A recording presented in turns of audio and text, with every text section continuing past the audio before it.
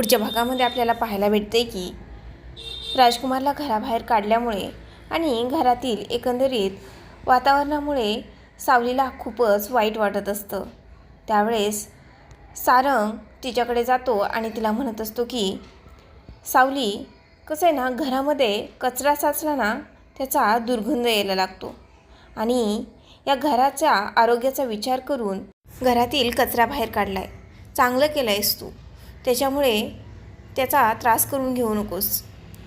तर इकडे बायका मंगळागौरीची तयारी करण्यासाठी आलेल्या असतात आणि तेव्हा तिलोत्तमा त्यांना म्हणते की या दोघांची लग्न कोणत्या परिस्थितीमध्ये झालेत ते तुम्हाला माहितीच आहे, त्यामुळे आपल्याकडे यावर्षी मंगळागौर होणार नाही। त्यावेळेस तारा आणि सावलीला खूपच वाईट वाटत असतं। तर इकडे अमृताला राजकुमारचा फोन आलेला असतो, तिने फोन काय घेतलेला नसतो।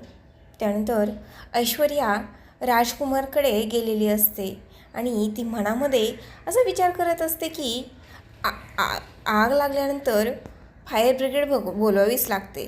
तसंच तिलोत्तमा भेंदळेलाही नाईलाजाने काय होईना पण राजकुमारला घरामध्ये घ्यावंच लागेल आणि ती राजकुमार पुढे जाऊन उभी राहिलेली असते आणि त्याच्याकडे स्माईल देत असते आणि तो मात्र रागाने बघत असतो। असं आपल्याला पाहायला भेटते। असेच अपडेट्स पाहण्यासाठी चॅनल सबस्क्राईब करा।